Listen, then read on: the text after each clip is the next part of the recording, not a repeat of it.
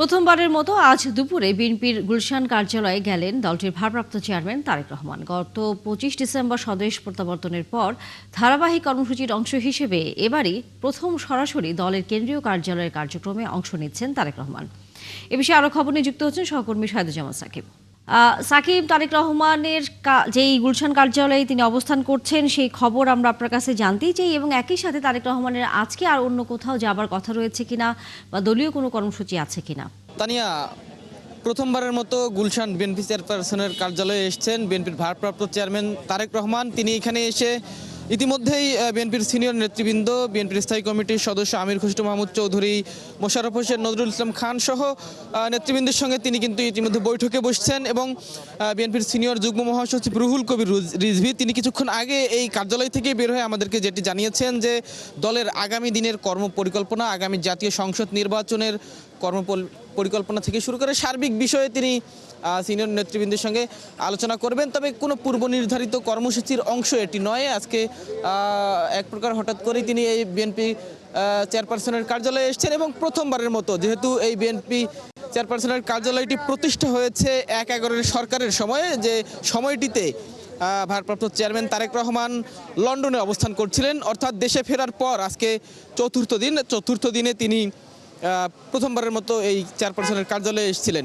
এর আগে দেশে ফেরবার পর তার যে পূর্ব নির্ধারিত আনুষ্ঠানিক কিছু কর্মসূচি ছিল, তিনি প্রথম দিন যেমন এয়ারপোর্ট থেকে সরাসরি ৩০০ ফিটে এসে একটি সংবর্ধনায় অংশ নিয়েছেন, এবারকার হাসপাতালে গিয়েছেন, এরপরে বাসভবনে ফিরেছিলেন। পরের দিনও তার পূর্ব নির্ধারিত কর্মসূচির অংশ হিসেবে তিনি তার পিতার কবর জিয়ারত করেছেন, শহীদ রাষ্ট্রপতি জিয়াউর রহমানের। এরপরে সাভার স্মৃতিসৌধে গিয়েছেন। তারপর দিন অর্থাৎ গতকালকে শাহবাগে শহীদ ওসমান হাদির কবর জিয়ারত করেছেন এবং নির্বাচন কমিশন অফিসে গিয়ে সেখানে তিনি ভোটার হয়েছেন। আজকে সেরকম কোনো পূর্ব নির্ধারিত কর্মসূচি ছিল না, তবে কিছুক্ষণ আগেই গুলশানের যে বাসায় তিনি থাকতেন সেখান থেকে বের হয়ে এই গুলশান বিএনপি চেয়ারপারসনের কার্যালয়ে তিনি এসছেন এবং এখানে তার সঙ্গে বিএনপির সিনিয়র নেতৃবৃন্দ তারা অবস্থান করছেন। স্থায়ী কমিটিরও কয়েকজন নেতা তারা এই কার্যালয়ে রয়েছেন, তাদের সঙ্গে তারেক রহমান বৈঠকে বসছেন, কথা বলছেন। তবে আনুষ্ঠানিক কোনো বৈঠক নয়। আগামী নির্বাচন নিয়ে প্রাথমিক আলোচনা, পরিকল্পনা নিয়ে প্রাথমিক আলোচনাগুলোই সাধারণত আজকে করবেন বলে আমরা ইতিমধ্যে জেনেছি। রুহুল কবির রিজভী তিনি জানিয়েছেন।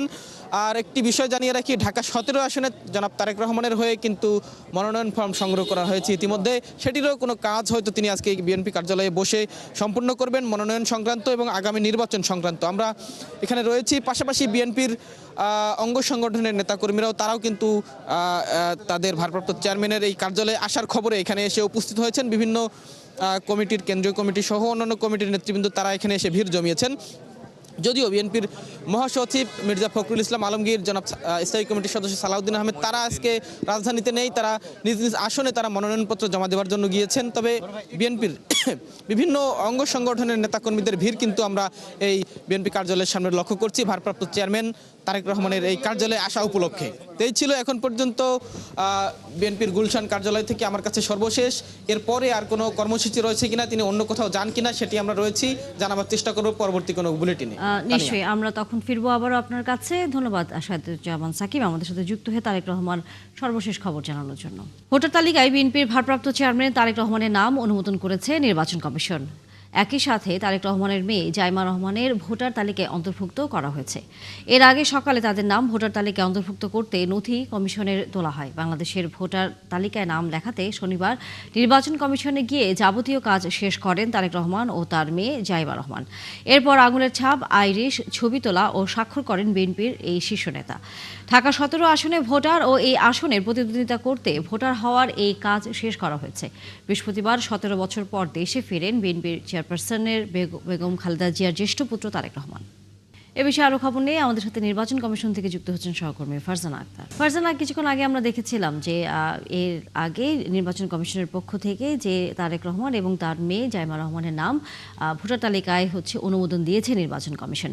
সে বিষয়ে নির্বাচন কমিশনের পক্ষ থেকে আনুষ্ঠানিকভাবে কোনো ব্রিফিং পেয়েছেন কিনা? তারেক রহমান এবং তার কন্যা জাইমা রহমান ভোটার তালিকায় অন্তর্ভুক্ত হতে এবং জাতীয় পরিচয়পত্র পেতে যে নিবন্ধন করেছিল, এরপর আজ রবিবার দিন পুরো নির্বাচন কমিশনের সামনে সেই নথি তুলে ধরা হয় এবং নির্বাচন কমিশন প্রাথমিকভাবে সেটিকে অনুমোদন দিয়েছে। তবে কিছুক্ষণ আগে আমরা নির্বাচন কমিশনের কথা বললাম। নির্বাচন কমিশন সূত্রে আমরা যতটুকু জানতে পারলাম যে অনুমোদন করার পরও কিছু প্রক্রিয়া রয়েছে। সেসব প্রক্রিয়া শেষে আজকের মধ্যে নির্বাচন কমিশন থেকে তারেক রহমান এবং তার কন্যা জাইমা রহমানের নাম ভোটার তালিকা অন্তর্ভুক্ত হতে হবে এবং আমরা যতটুকু জানি নিয়ম অনুযায়ী তফসিলের পর যদি কাউকে বিশেষ ক্ষমতা বলে অনুমোদন দেয়া হয় ভোটার তালিকায়, সেক্ষেত্রে কিন্তু একটি যে ভোটার তালিকা নতুন করে সম্পূরক প্রকাশ করতে হয়। এই বিষয়ে কিন্তু নির্বাচন কমিশন থেকে আমাদেরকে এখনো স্পষ্ট করে কিছু বলা হয়নি। গতকাল কিন্তু আমরা দেখেছি তারেক রহমান এবং তার কন্যা জাইমা রহমান ঢাকা 17 আসনের 19 নম্বর ওয়ার্ডের ভোটার হতে তারা নিবন্ধন করেছেন। এর আগে তারা অনলাইনে ফর্ম পূরণ করেছিলেন এবং অনেকের মনে কিন্তু প্রশ্ন ছিল যে তফসিলের পর যেহেতু নতুন করে ভোটার হওয়া যায় না বা ভোটার তালিকা অন্তর্ভুক্ত হওয়া যায় না, সেটি কিভাবে করা হয়েছে। সেক্ষেত্রে নির্বাচন কমিশনের একটি বিশেষ ক্ষমতা রয়েছে। ভোটার তালিকা আইন 2009-এর 15 ধারা অনুযায়ী নির্বাচন কমিশন চাইলে যে কোনো প্রাপ্তবয়স্ক ব্যক্তিকে ভোটের আগের দিন পর্যন্ত কিন্তু ভোটার করতে পারে এবং নির্বাচন কমিশনের সচিব কিন্তু গতকাল বলেছেন ঠিক এই ক্ষমতা বলেই তারেক রহমান এবং তার কন্যা জাইমা রহমানকে ভোটার করা হচ্ছে এবং তাদের আসলে নথি কমিশনে তোলা হয়েছে, অনুমোদন করা হয়েছে। নির্বাচন কমিশন সূত্রে আমরা যতটুকু জানি আজকের মধ্যেই তাদেরকে ভোটার তালিকা অন্তর্ভুক্ত করা হবে এবং আমরা যতটুকু জানতে পেরেছি তাদের এনআইডি কার্ডও সম্পন্ন হয়ে গিয়েছে। এবং কিছুক্ষণ আগে কিন্তু বিএনপির পক্ষ থেকে একটি প্রতিনিধি দল এসেছিল, নজরুল ইসলাম খানের নেতৃত্বে 3 সদস্যের একটি প্রতিনিধি দল। তারা আসলে মনোনয়ন পত্রে যে সন্তান যিনি মনোনয়ন কিনছেন তার সন্তানের যে আয়করের হিসাব দিতে বলা হয়েছে সেই বিষয়ে নির্বাচন কমিশনকে স্পষ্ট করতে বলা হয়েছে, কারণ তারা বলছে যে এটি আসলে আরপিওতে নেই, নির্বাচন কমিশন এটি কেন রাখছে এবং নির্বাচন কমিশনের পক্ষ থেকে বলা হয়েছে সেই বিষয়ে আসলে স্পষ্ট ব্যাখ্যা দেওয়া হবে। পাশাপাশি সাংবাদিকদের পক্ষ থেকে প্রশ্ন করা হয়েছিল এনসিপি এবং জামাতের জোটের বিষয়ে বিএনপি কি বলছে। সেক্ষেত্রে বিএনপির যে প্রতিনিধি নজরুল ইসলাম খান তিনি বলছেন যে আসলে ফারজানা আক্তার, আমরা ফিরবো আপনার কাছে এই বিষয়ে পরবর্তীতে আবারও খবর জানবো। দর্শক, আমাদের সহকর্মী ফারজানা আক্তার ছিলেন এতক্ষণ নির্বাচন কমিশন থেকে। এই মুহূর্তে আমরা যেতে চাই বিএনপির কেন্দ্রীয় কার্যালয়, সেখানে গুলশান কার্যালয়, সেখানে স্থায়ী কমিটির সদস্য আমির খসরু মাহমুদ চৌধুরী কথা বলছেন, আমরা যুক্ত হচ্ছি। এবং ঢাকার ট্রাফিক নিয়ে আলোচনা হয়েছে, ঢাকায় চলাচলের জন্য যে জনগণের অসুবিধা এটা আলোচনা হয়েছে এবং ঢাকার যে লাইফ কত এক্সপেন্সিভ হয়ে গেছে, সাধারণ মানুষ ঢাকা শহরে থাকা যে কত কঠিন হয়ে গেছে এগুলো আলোচনা হয়েছে এবং এগুলো নিয়ে আমরা আগামী দিনে কি করতে পারি, কি করা যায় এটাও কিছু কিছু আলাপ হয়েছে।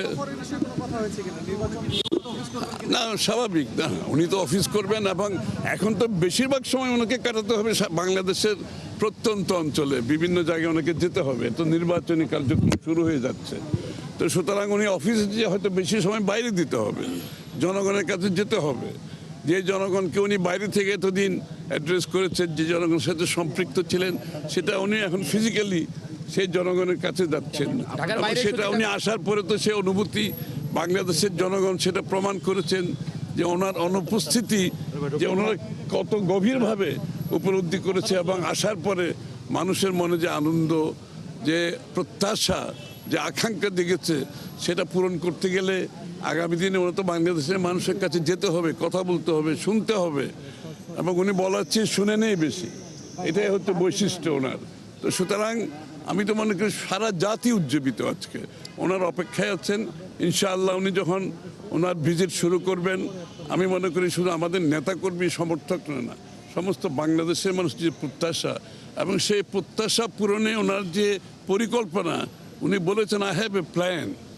ওনার যে পরিকল্পনা, একটা সুনির্দিষ্ট পরিকল্পনা, এমনি কোনো পরিকল্পনা, সুনির্দিষ্ট পরিকল্পনা সবাইকে নিয়ে, বাংলাদেশের প্রত্যেকটি নাগরিককে নিয়ে যে সুনির্দিষ্ট পরিকল্পনা উনি সেটা বলছেন, এটা জনগণের সামনে তুলে ধরবেন। বাস্তবায়ন কিভাবে করবেন সেটাও বলছেন, শুধু পরিকল্পনা থাকলে তো হবে না, এটা বাস্তবায়নের জন্য ওনার যে চিন্তা সেটাও বলছেন এবং আমার মনে হয় দর্শক, আমরা এতক্ষণ বিএনপির স্থায়ী কমিটির সদস্য আমির খসরু মাহমুদ চৌধুরীর বক্তব্যে যুক্ত ছিলাম। নির্বাচন কমিশনের ঘোষিত তফসিল অনুযায়ী মনোনয়ন ফর্ম জমা দানের শেষ দিন আগামীকাল সোমবার। এদিকে নির্বাচনের প্রতিদ্বন্দ্বিতা করতে বিএনপির ভারপ্রাপ্ত চেয়ারম্যান তারেক রহমানের পক্ষে আজ ঢাকা 17 আসনের জন্য মনোনয়নপত্র সংগ্রহ করেছেন। বগুড়ার পাশাপাশি তারেক রহমান এই আসনে ত্রয়োদশ জাতীয় সংসদ নির্বাচনে লড়বেন। এই জন্য শনিবার ঢাকা 17 আসনের ভোটার হয়েছেন তারেক রহমান। এর আগে বগুড়া 6 আসন থেকে তারেক রহমানের পক্ষে মনোনয়নপত্র সংগ্রহ করা হয়।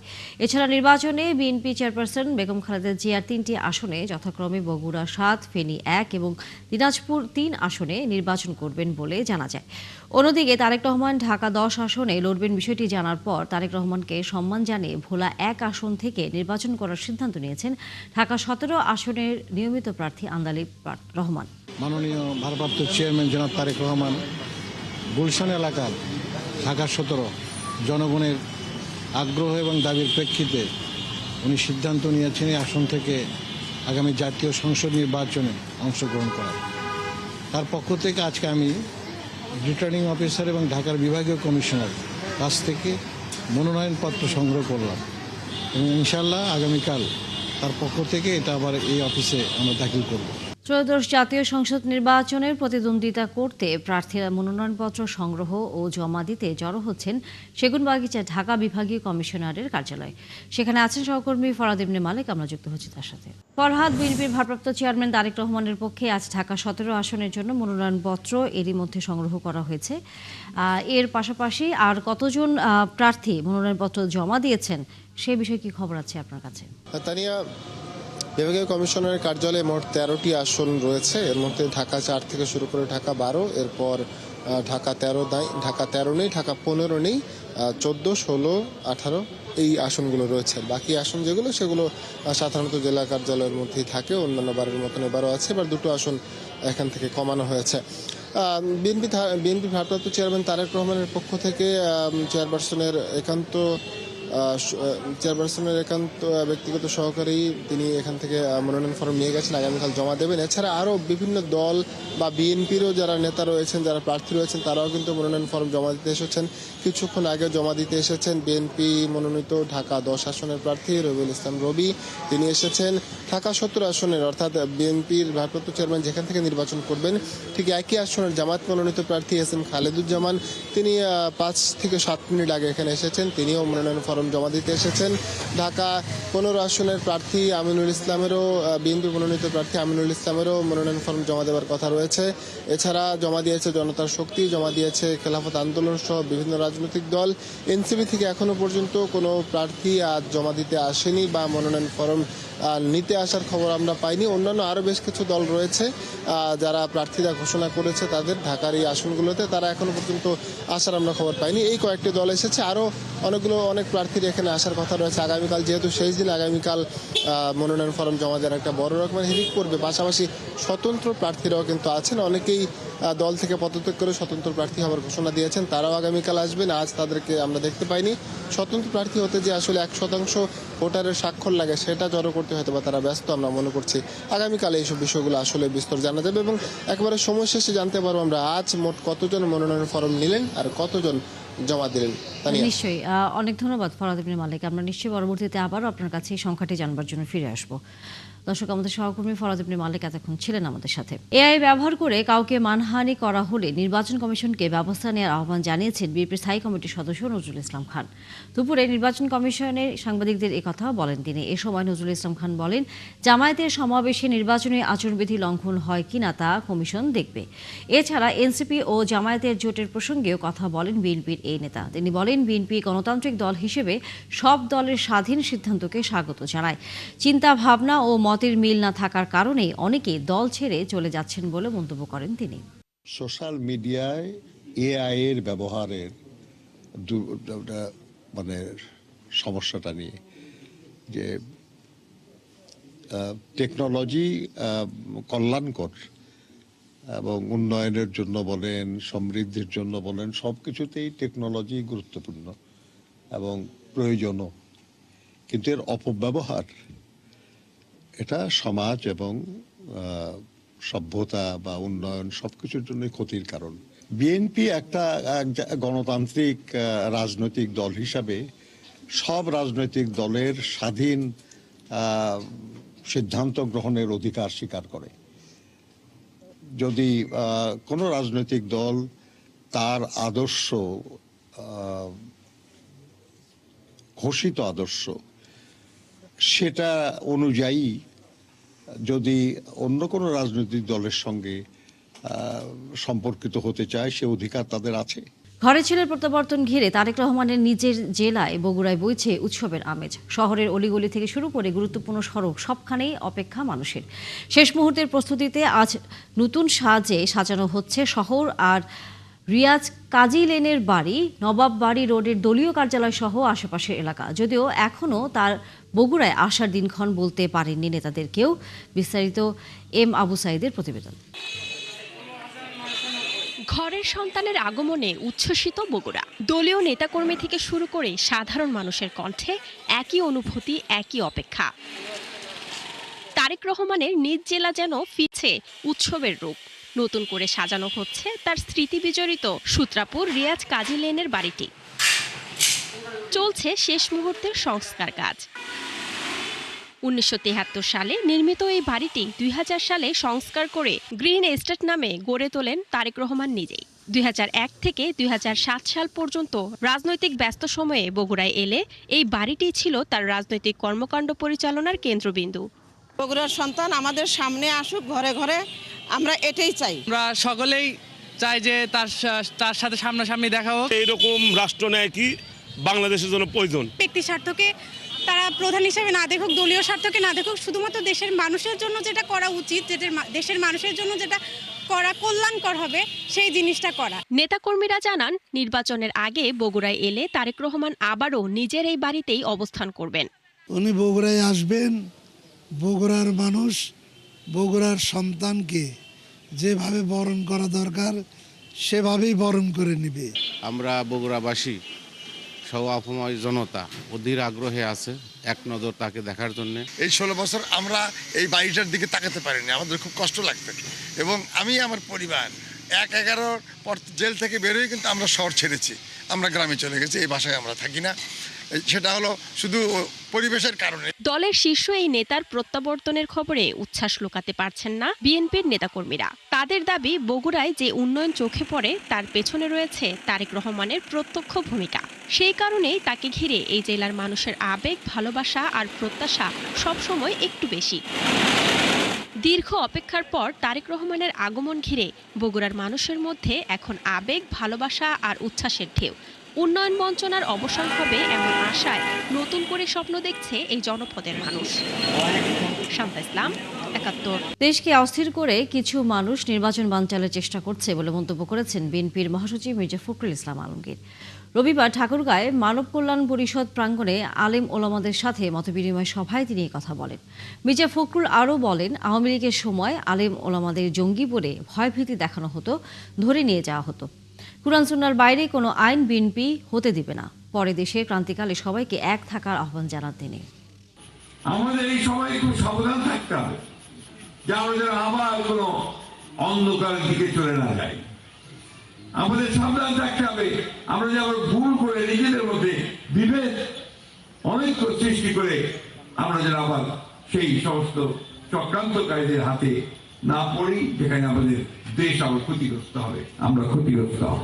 আধিপত্যবাদী সংস্কৃতির বিরুদ্ধে তারেক রহমানের নেতৃত্বে বিএনপি সর্বদা জাগ্রত, এমন মন্তব্য করেছেন দলের সিনিয়র যুগ্ম মহাসচিব রুহুল কবির রিজভী আহমেদ। রবিবার জাসাসের ৪৭তম প্রতিষ্ঠাবার্ষিকী উপলক্ষে শহীদ প্রেসিডেন্ট জিয়াউর রহমানের মাজারে শ্রদ্ধাঞ্জলি জানানোর আগে তিনি এসব কথা বলেন। রিজভী জানান, স্বাধীনতা ও সার্বভৌমত্ব রক্ষার জন্যই তারেক রহমান ২৫ ডিসেম্বর স্বদেশে প্রত্যাবর্তন করেছেন। বলেন, বাঙালি সংস্কৃতি হাজার বছরের, তাই একে কোনো আধিপত্যবাদী সংস্কৃতি গ্রাস করতে পারবে না। রিজভী আরও বলেন, আগামী দিনে তারেক রহমানের নেতৃত্বে আধিপত্যবাদী সংস্কৃতি প্রতিহত করা হবে। আমাদের স্বাধীনতা সার্বভৌমত্ব রক্ষার্থে আধিপত্যবাদের যে থাবা, যে বক্তব্যটি দিয়েছেন বিএনপির ভারপ্রাপ্ত চেয়ারম্যান যেদিন দেশে এসেছেন সেই দিন ২৫শে ডিসেম্বর, এই থাবা প্রতিহত করা, এই থাবার বিরুদ্ধে পাল্টা জাতীয় সংস্কৃতি গড়ে তোলে এবং যেটি আন্তর্জাতিকভাবে অভিনন্দিত হবে। ইনকিলাব মঞ্চের আহ্বায়ক ওসমান হাদী হত্যার মূল আসামি ও তার সহযোগী ভারতে পালিয়ে গেছে। রবিবার ঢাকা মহানগর পুলিশ জানায়, এতে সহায়তা করায় ভারতের 2 নাগরিককে গ্রেফতার করেছে মেঘালয় পুলিশ। আর আসামি সহ পালাতে সহায়তায় বাংলাদেশে গ্রেফতার করা হয়েছে 11 জনকে। এই মামলায় চার্জশিট দেওয়া হবে 7 জানুয়ারির মধ্যে। আরও জানাচ্ছেন মহিমুল খান অপু। ইনকিলাব মঞ্চের মুখপাত্র শহীদ শরীফ ওসমান বিন হাদী হত্যা মামলার তদন্তের অগ্রগতি প্রসঙ্গে ব্রিফিংয়ের আয়োজন করে ডিএমপি। এ সময় অতিরিক্ত police commissioner SN Mohammad Nazrul Islam জানান, হত্যাকাণ্ডের ঘটনায় প্রধান 2 আসামি ময়মনসিংহের হালুয়াঘাট সীমান্ত দিয়ে ভারত পালিয়ে গেছে। আসামিদেরকে চিহ্নিত করার পূর্বেই তারা সীমান্ত পাড়ি দিতে সক্ষম হয়। ফিলিপ তাকে সীমান্ত পার করে ভারতের মেঘালয় রাজ্যে জনৈক পুত্তির নিকট হস্তান্তর করে। পুত্তি এক ট্যাক্সি ড্রাইভার স্বামীর কাছে তাদেরকে হস্তান্তর করে। মেঘালয় পুলিশের সাথে যোগাযোগ করে যেটি জানতে পেরেছি, তারা ইতোমধ্যে পুত্তি ও স্বামীকে গ্রেফতার করেছে। এই ঘটনায় হত্যাকারীদের সহযোগী সন্দেহে 11 জনকে গ্রেপ্তারের কথা জানায় পুলিশ। তদন্তকালীন এ যাবৎ এ ঘটনা সংগঠনে পরিকল্পনায় অংশগ্রহণ, ঘটনায় ব্যবহৃত অস্ত্রগুলি লুকানোর সাথে জড়িত, ঘটনার মূল 2 হোতাকে পলায়নে সহায়তাকারী সহ মোট 11 জনকে আমরা গ্রেফতার করতে সক্ষম হয়েছি। পুলিশের ধারণা 5 আগস্টের পর যারা ক্ষতিগ্রস্ত হয়েছে তারা এ হত্যায় জড়িত থাকতে পারে। এ মামলায় চার্জশিট জমা দেওয়া হবে 7 থেকে 10 দিনের মধ্যেই। ধারণা 5 আগস্টের পরবর্তীতে এই ইনকিলাব মঞ্চের হাদী খুবই ভোকাল ছিল এবং তার কথাবার্তা খুবই স্পষ্ট ছিল এবং সে একটা আদর্শকে হোল্ড করে। তাহলে এই আদর্শ বা এই 5 আগস্টে যারা ক্ষতিগ্রস্ত, আমরা ধারণা করতে পারি বা অনুমান করতে পারি যে হত্যাকাণ্ডের পিছনে তারাই জড়িত। 2টি বিদেশি পিস্তল, গুলির খোসা, 52 রাউন্ড গুলি, 218 কোটি টাকা স্বাক্ষরিত 53টি চেকের পাতাসহ উদ্ধার করা হয়েছে হত্যায় ব্যবহৃত মোটরসাইকেলও। রাষ্ট্রের পক্ষ থেকে, আমাদের পক্ষ থেকে সর্বোচ্চ প্রচেষ্টা অব্যাহত রয়েছে। মহিমুল খান অপু, 71, ঢাকা। ইনকিলাব মঞ্চের আহ্বায়ক ও মুখপাত্র শরীফ ওসমান হাদী খুনিদের দ্রুত গ্রেফতার ও বিচারের দাবিতে আজ সারা দেশের বিভাগীয় শহরে সর্বাত্মক অবরোধ কর্মসূচি ডাক দিয়েছে সংগঠনটি। আজ সকাল 11টা থেকে সন্ধ্যা 6টা পর্যন্ত 8 বিভাগীয় শহরে একযোগে এই অবরোধ চলবে। এই কর্মসূচি পালিত হচ্ছে রাজধানীর শাহবাগে। সেখানে আছেন সহকর্মী সুফিয়ান ফারাবি, আমরা যুক্ত হচ্ছি তার সাথে। ফারাবি, এই কর্মসূচির সর্বশেষ কি খবর রয়েছে এই মুহূর্তে আপনার কাছে? রয়েছে এই মুহূর্তে শাহবাগ চত্বরে। শাহবাগ চত্বরটাই কিন্তু এখন জনস্রোতে ভেসে গেছে। আমরা বলতে পারি যে পুরো শাহবাগ চত্বর দিয়ে কোনো ধরনের যান চলাচল নেই, পুরোটা ব্লক করে রাখা হয়েছে এবং যেখানে আন্দোলনকারীরা রয়েছেন তারা কিন্তু একটা কথা বারবার বলছেন যে কোনো মূল্যে জুলাইয়ের যেই অন্যতম যোদ্ধা সেই শরীফ ওসমান হাদী যাকে আততায়ী গুলি করে হত্যা করেছে এবং আজকে পুলিশ আনুষ্ঠানিকভাবে স্বীকার করেছে যে ভারতে হাদীর হত্যাকারী যে 2 জন, একজন হত্যাকারী এবং তার সহযোগী 2 জন ভারতে পালিয়েছে এবং এই বিষয়ে তাদের ক্ষোভটা আরেকটু বেড়ে গেছে। তারা এখন নিশ্চিত হতে পেরেছে যে ভারতে খুনিরা আশ্রয় পেয়েছে এবং তারা বলছে যে ভারত আসলে খুনিদের একটা হয়ে যাচ্ছে, এরকম স্লোগান কিন্তু আমরা তাদের মুখে শুনতে পাচ্ছি। তারা বারবার বলার চেষ্টা করছে যে কোনো মূল্যে হাদী হত্যার বিচার হতে হবে, অন্যথায় জুলাই বলে যে একটা বিষয় ঘটেছিল বাংলাদেশে, জুলাই অভ্যুত্থানের যে ঘটনাটি বাংলাদেশে ঘটেছিল, এটি আসলে এটির আর কোনো প্রয়োজনীয়তা বা এটির আর কোনো প্রাসঙ্গিকতা থাকবে।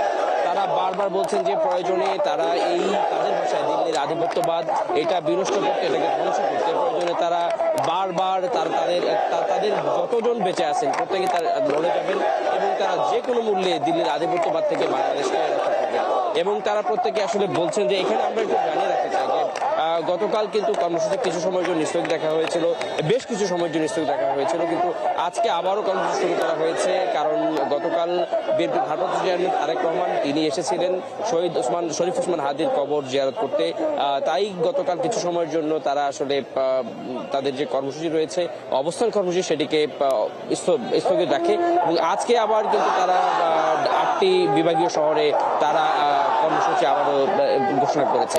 এর ফলে কিন্তু ঢাকার যে শাহবাগ এলাকায় এখানে শুরুতে আমরা 1 ঘন্টার ব্যবধান আমরা দেখতে পেলাম যে মাত্র 50 জন যখন জড়ো হচ্ছিলেন, আর এখন মোটামুটি প্রায় কয়েক হাজার আন্দোলনকারী জড়ো হয়েছেন এবং তারা স্লোগান দিচ্ছেন। তারা আসলে বলছেন যে তাদের বেশ কিছু জনপ্রিয় মুখরোচক স্লোগান তারা আমরা দেখতে পাচ্ছি তাদের ভাষায়। তারা বলছেন যে দিল্লি না ঢাকা, ঢাকা ঢাকা, তারপর হচ্ছে একটা নতুন করে যুক্ত হয়েছে। ফারাবি, অনেক ধন্যবাদ। নিশ্চয়ই আমরা ফিরবো পরবর্তীতে আবারও। দীর্ঘ 7 মাস পর মুখোমুখি হলেন বাংলাদেশের রাষ্ট্রপতি মোহাম্মদ শাহাবুদ্দিন ও প্রধান উপদেষ্টা ডক্টর মোহাম্মদ ইউনূস।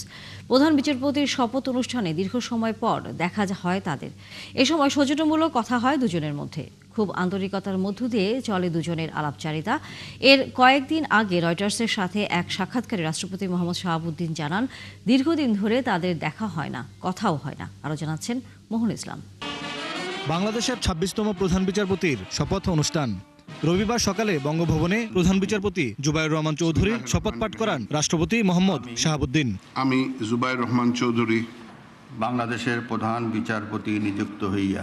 অনুষ্ঠানে যোগ দেন অন্তর্বর্তী সরকারের প্রধান উপদেষ্টা ডক্টর মোহাম্মদ ইউনূস। এ সময় বঙ্গভবন শপথ অনুষ্ঠান পর্যন্তই সীমাবদ্ধ থাকেনি, তার রূপ নেয় রাষ্ট্রপতি ও প্রধান উপদেষ্টার পুনর্মিলনীতে। দীর্ঘ 7 মাস পর মুখোমুখি দেখা হয় তাদের। স্বাধীনতা, সার্বভৌমত্ব ও গণতন্ত্র। এর কয়েকদিন আগে রয়টার্সকে এক সাক্ষাৎকারে রাষ্ট্রপতি মোহাম্মদ শাহাবুদ্দিন জানান, দীর্ঘদিন ধরে মুখ দেখাদেখি বন্ধ এই দুই নেতার। সেই হিসাবে 7 মাস পর বরফ গলল তাদের সম্পর্কের। এ সময় আন্তরিকতার সাথে কথা বলেন তারা। হ্যাঁ, দেখা হয়েছে, কথা হয়েছে, দেখা হয়েছে। দেখা সাক্ষাৎ হয়নি, আজকে দেখা সাক্ষাৎ হলো আর কি। না, খুবই সৌহার্দ্যপূর্ণ ছিল, কিন্তু তাদের মধ্যে খুব সৌহার্দ্য পরিবেশে মানে দুজনে আলাপ হয়েছে আর কি। পরস্পরের কুশল বিনিময় থেকে শুরু করে সার্বিক খোঁজ খবর, একজন আরেকজনের খোঁজ খবর নিয়েছেন। নির্বাচনের আর বাকি 1.5 মাসের মতো। এ সময়ে দুই নেতার সম্পর্কের বরফ গলা দেশের রাজনীতিতে আরো সুবাতাস দিতে পারে বলে মনে করেন অনেক বিশ্লেষক। প্রধান উপদেষ্টা নবনিযুক্ত মাননীয় মোহন ইসলাম, 71, ঢাকা। শরীয়তপুর 3 আসনে বিএনপির মনোনীত প্রার্থী বিএনপির ভারপ্রাপ্ত চেয়ারম্যান তারেক রহমানের সাবেক ব্যক্তিগত সহকারী মিয়া নুরুদ্দিন আহমেদ অপু ভেদেরগঞ্জ উপজেলার পরিষদে রিটার্নিং অফিসারের কাছে মনোনয়নপত্র দাখিল করলেন। রোববার সকালে নেতাকর্মী সহ সকালে ভেদেরগঞ্জ উপজেলা নির্বাচন কার্যালয়ে তিনি আনুষ্ঠানিকভাবে মনোনয়নপত্র জমা দেন। এর আগে 22 ডিসেম্বর তার পক্ষে সহকর্মী এবং নেতাকর্মীরা জেলা নির্বাচন অফিস থেকে মনোনয়ন ফর্ম সংগ্রহ করেছিলেন। 3 নভেম্বর বিএনপির মহাসচিব মির্জা ফখরুল ইসলাম আলমগীর আসন্ন নির্বাচনের জন্য যে 237 জন প্রার্থীর প্রাথমিক তালিকা ঘোষণা করেন, তাতে শরীয়তপুর 3 আসনে নুরুদ্দিন অপুকে চূড়ান্ত মনোনয়ন দেওয়া হয়। তারেক সাহেবের সারা বাংলাদেশ নিয়ে নির্দেশনা আছে। 3 আসন তো বাংলাদেশের একটা অংশ, সেটা হচ্ছে আমাদের যে 31 দফা। এই 31 দফা হচ্ছে তারেক রহমানের নির্দেশনা, এবং সেই নির্দেশনার মধ্যে আমি আগেও বলেছি যে শরীয়তপুর, আধুনিক শরীয়তপুর সেই 31 দফার মধ্যে কিন্তু অন্তর্ভুক্ত। রোববার আবারও জয়পুরহাটের 5 বিবির ঘোনাপাড়া সীমান্তে কাঁটাতারের বেড়া দেয়া নিয়ে মুখোমুখি অবস্থান নিয়েছে বিজিবি ও বিএসএফ। জয়পুরহাট 20 বিজিপির সহকারী পরিচালক মোহাম্মদ ইমরান হোসেন জানান, রবিবার ভোরে আবারও কয়া ক্যাম্পের আওতাধীন পূর্ব উচনা ঘোনাপাড়া এলাকায় 281 পিলারের কাছেই কাঁটাতারের বেড়া দেওয়া শুরু হয়। এলাকাবাসী খবর দিলে বিজিবি তাদের বাধা দেয়। পরে আবারও কাজ বন্ধ করে চলে যায় বিএসএফ এর সদস্যরা। পরে কাঁটাতার দেয়া বন্ধ রাখতে বিজিবি ও বিএসএফ পতাকা বৈঠক করে। শনিবার ওই একই রকম আরেকটি বৈঠক হয়েছিল। অস্ত্র নিয়ে সব রেডি হয়ে আছে, কিন্তু বিএসএফরা সব দাঁড়িয়ে ছিল, বিডিএরাও দাঁড়িয়ে ছিল। পরে আমাদের বড় অফিসার আসছিল, জয়পুর থেকে আসে, ওদের সঙ্গে কি যেন কথা বলে বর্তমানে কাজটা ঠুকিতে আছে। আজকে সকালবেলা আবার নতুন করে তারা আসে ক্রিয়াগিরি শুরু করে। এক পর্যায়ে বিজেপির সংবাদে এখানে তাদেরকে এসে বাধা দেয়, বাধার মুখে এখন বর্তমানে তারা তার কাজ করা বন্ধ রেখেছে। চলাচল করতে পারতেছে না, মানুষের জমিতে যারা আসছে জমিতেও কাজ করতে দিচ্ছে না। তো এখনো মানে খুব ভয়াবহ অবস্থা ছিল সকালে। জয়পুরহাটের 5 বিবি ঘোনাপাড়া সীমান্তে আবারও কাঁটাতারের বেড়া দেয়া নিয়ে বিজিবি ও বিএসএফ এর মধ্যে চরম উত্তেজনা দেখা যাচ্ছে। এ বিষয়ে আরো খবর নিয়ে যুক্ত হচ্ছেন সহকর্মী মোয়াজ্জেম হোসেন। মোয়াজ্জেম, আমরা জানি যে এই কাঁটাতারের বেড়াকে ঘিরে এর মধ্যে বিজিবি এবং বিএসএফ এর মধ্যে বৈঠক হয়েছে। সেই বৈঠকের কোনো সুরাহা হলো কিনা, নাকি সেখানে আসলে এই বিষয়টি অমীমাংসিত থেকেই গেল? আপনি যেমনটা বলছিলেন যে জয়পুরহাটের 5 বিবি উসনা ঘোনাপাড়া এলাকাতে বিএসএফ এর ভারতীয় বিএসএফ এর যে তার কাটা দিয়েছিল, সেটি নিয়ে কিন্তু গত কয়েকদিন ধরে কিন্তু এখানে উত্তেজনা চলে আসছিল। আপনাকে বলে রাখি যে গতকালও কিন্তু তার কাটা দিতে গিয়ে কিন্তু এখানে কিন্তু 12:30 দিকে কিন্তু একটা পতাকা বৈঠক হওয়ার পরে কিন্তু বিএসএফরা কিন্তু তারা কিন্তু কাজটা কিন্তু বন্ধ রেখে কিন্তু চলে গিয়েছিলেন। কিন্তু আজকে সকালে ভোর থেকেই হঠাৎ করে দেখা যায় যে আপনি ভোর থেকেই হলো এই যে এখানে বিএসএফরা আবারও একেবারে 281 পিলারের একেবারে 47, 48 এবং 49 অর্থাৎ 49, 48 এবং 47 পিলারের কাছে আপনাকে দেখাচ্ছি যে এই যে এটা হলো সীমান্ত এলাকা। এই যে সামনে যে মরা গাছটা রয়েছে এটা একেবারে 0 পয়েন্ট। এখান থেকেই কিন্তু এই বিএসএফরা একেবারে মানে বাংলাদেশের একেবারে সীমানা ঘেঁষে তার কাটা দিয়ে আসছিলেন। আপনাকে বলে রাখি যে আন্তর্জাতিক সীমারেখার যে 1500 ফিটের মধ্যে যে তার কাটা দেওয়ার কথা ছিল সেটি কিন্তু মানে অমান্য করেই কিন্তু তারা একেবারে বাংলাদেশের 0 পয়েন্টে বলছে। আপনাকে আরেকটু বলে রাখি যে এই তার কাটা নিয়ে কিন্তু শুধু আজকে না, গত বছরের অক্টোবরে কিন্তু এই তার কাটা দেওয়া ধরেছিল। সোনাপাড়া থেকে একেবারে যে ঘোনা এই এলাকাতে দীর্ঘ প্রায় 3-4 কিলোমিটার কিন্তু তারা গত বছর থেকে এখন পর্যন্ত কিন্তু তারা তার কাটা দিয়ে আসতেছিলেন। কিন্তু আজকে যে 0 পয়েন্টে অর্থাৎ যে 241 পিলারের যে 47 নম্বর পিলারের একেবারে কাছাকাছি মানে তার কাটা দিচ্ছিল। আমি যদি আপনাকে এখানে একজন স্থানীয় লোক আছে যারা এই এলাকাতে বসবাস করে, তার কাছে বিষয়টা একটু জানতে চাই যে আপনাদের এই এলাকায় আজকে কি ঘটনা ঘটেছে একটু বলবেন। ধন্যবাদ। মূলত আজকে সকাল থেকেই মূলত বিজিবির যে অবস্থান দেখে স্থানীয়রা একটু আতঙ্ক বোধ করছিল। মূলত যে সমস্যাটা বারংবার যে ঘটনাটা ঘটিয়েছিলেন আন্তর্জাতিক সীমারেখা অতিক্রম করে যে বিএসএফ সদস্যরা তার কাটার দেওয়ার চেষ্টা করে, তৎক্ষণিক বিজিবি সদস্যরা অত্যন্ত দক্ষতার সাথে তারা কিন্তু এই পরিস্থিতি মোকাবেলার চেষ্টা করেছেন এবং তাদের প্রতিরোধের মুখে আপাতত দৃষ্টিতে তারা কিন্তু কাজ সাময়িকভাবে বন্ধ করে রেখেছে। কিন্তু এখানে সবচেয়ে বড় কথা, স্থানীয়ভাবে বাসিন্দা হিসেবে আমি মনে করি যে আমাদের একটি সার্বিক একটি নিরাপত্তার ঘাটতি রয়েছে। যেমনটা আমাদের যে পার্শ্বের ভারত, তারা 0 পয়েন্ট অতিক্রম 0 পয়েন্টের একবারে পোল ঘেঁষে তারা যে তার কাটা নির্মাণ করে, সেক্ষেত্রে ধন্যবাদ আপনাকে। তাই শুনছিলেন যে একজন স্থানীয় যে এখানকার যে একেবারে যে তার কাটার পাশে যে বসবাস তারা বলছিলেন, এর স্থানীয়রা যেটি বলছিলেন। ধন্যবাদ আমাদের সাথে যুক্ত হয়ে এই বিষয়ে সর্বশেষ খবর জানানোর জন্য। দর্শক, আমাদের সাথে জয়পুরহাট থেকে আমাদের সহকর্মী এতক্ষণ যুক্ত ছিলেন মোয়াজ্জেম হোসেন। আসন্ন ত্রয়োদশ জাতীয় সংসদ নির্বাচন ঘিরে সরব গোটা ফরিদপুর। পুরুষের পাশাপাশি নির্বাচন নিয়ে ভাবছেন জেলার নারীরাও। সবার আগে এবার শান্তিপূর্ণ পরিবেশে ভোট দিতে চান জেলার নারী ভোটাররা। তাই নিরাপদ নির্বাচনী পরিবেশের দাবি জানিয়েছেন তারা। পাশাপাশি তারা এবার এমন প্রার্থীকে ভোট দিতে চান যারা প্রার্থীদের উন্নয়নের বিষয়ে গুরুত্ব দেবে। মুনুল ইসলাম টিটু তথ্যছবিতে বিস্তারিত। এবারে নির্বাচনকে ভিন্নভাবে দেখতে চান ফরিদপুরের নারীরা। বিশেষ করে জেলার নতুন ভোটাররা এবার নির্বাচন নিয়ে বেশ আগ্রহী। তারা অধীর আগ্রহে আছেন ভোট দেবার। তবে বর্তমান পরিস্থিতিতে নির্বাচনী পরিবেশ নিয়ে শঙ্কিত তারা। দীর্ঘ সময়ে ভোট দিতে না পারা এই ভোটাররা এবার কেন্দ্রে যেতে চান, সেই সাথে পছন্দের প্রার্থীকে নির্বাচিত করতে চান। তারা বলছেন নতুন ও আধুনিক ব্যবস্থার সাথে তাল মিলিয়ে দেশকে উন্নয়নের শিখরে নিয়ে যেতে পারবেন এমন প্রার্থীকেই ভোট দেবেন। এবার যেহেতু আমরা নতুন ভোটার, আমরা অবশ্যই চাবো যে এবারে ভোট যেন খুবই সুন্দরভাবে হয়, কোনো ত্রুটি যেন সেই ভোটে যেন না থাকে। পড়াশোনায় যেভাবে অগ্রগতি হচ্ছে, নতুন প্রজন্ম মূলত সেটাই চায়। তারা সনাতনী ধারা থেকে বের হয়ে তারা মূলত চায় যে আধুনিক শিক্ষা ব্যবস্থা। জেলার নারী ভোটাররা বলছেন এমন প্রার্থী আসুক যারা নারী বান্ধব হবে, নারীদের সামাজিক নিরাপত্তা, শিক্ষা, স্বাস্থ্যসেবা, কর্মসংস্থানের সুযোগ সৃষ্টিতে ভূমিকা রাখবে। তারা চান নির্বাচিতরা অবশ্যই পিছিয়ে পড়া নারীদের এগিয়ে নিতে কাজ করবেন। চাই যেন কোনো রকম ভয় ছাড়া একটা উৎসবমুখর পরিবেশে আমরা নির্বিঘ্নে ভোট দিতে পারি। সেই ক্ষেত্রে নারীদের জন্য একটা এক্সট্রা সেফটি থাকলে আমি আসলে এটাকে একটু বেশি ভালো মনে করব। সরকার যারা গঠন করবে আমরা চাই যে অবশ্যই তারা যেন, আমি একজন নারী হিসেবে চাই তারা অবশ্যই নারী বান্ধব হবেন এবং নারীদের উন্নয়নে, নারীদের শিক্ষায় এবং নারীদের কর্মসংস্থানে তারা কাজ করবেন। নারীদের জন্য বিশেষ বরাদ্দ থাকবে। 4টি সংসদীয় আসন নিয়ে গঠিত ফরিদপুর জেলায় এবার মোট ভোটার 17,71,923 জন, যার মধ্যে নারী ভোটার আছেন 8,69,004 জন। মনিরা কাজুরি, 71।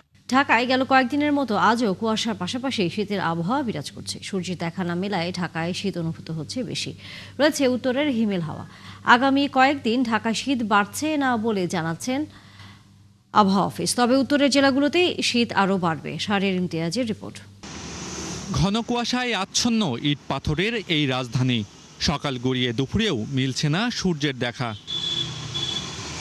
এমন ঠান্ডায় বিপর্যস্ত স্বাভাবিক কর্মব্যস্ত জনজীবন। সবচেয়ে বেশি বিপাকে শ্রমজীবী ও নিম্ন আয়ের মানুষ। যাত্রী কম, প্যাসেঞ্জার কম, শীতে মানুষ বাইরায় না, কম বাইরায়, এই আর কি। এই যে ঘুরতাছি, প্যাসেঞ্জার পাইতাছি না। কারণ আজকে যে অবস্থা, যে শীতের কারণে যে বাইরেই না, বাইরেইছি হবা এইমাত্র, এই যে এখন আমার বাসায় চলে যাবো। আবহাওয়া অধিদপ্তর জানাচ্ছে আগামী কয়েকদিনে শৈত্যপ্রবাহের আশঙ্কা নেই, তবে থাকবে কুয়াশার দাপট।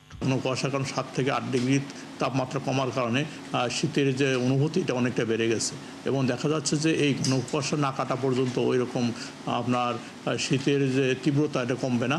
আর যেটা শৈত্যপ্রবাহ আমরা 10 ডিগ্রি নিচে তাপমাত্রা যেটা বলি, এটা আপাতত একটি জায়গায় রয়েছে। এটা হয়তো আগামী 3-4 দিন ওইভাবে তাপমাত্রা কমবে না। হয়তো আপনার আবার জানুয়ারি 1 উইকে যে অনেক জায়গায় তাপমাত্রা 10-এর নিচে নেমে আসবে, সেই সময় একটা মৃত থেকে মাঝারি প্রথমে একটা শৈত্যপ্রবাহ আসবে। আগামী কয়েকদিন ঢাকায় কমছে না শীত, দেখা মিলবে সূর্যের।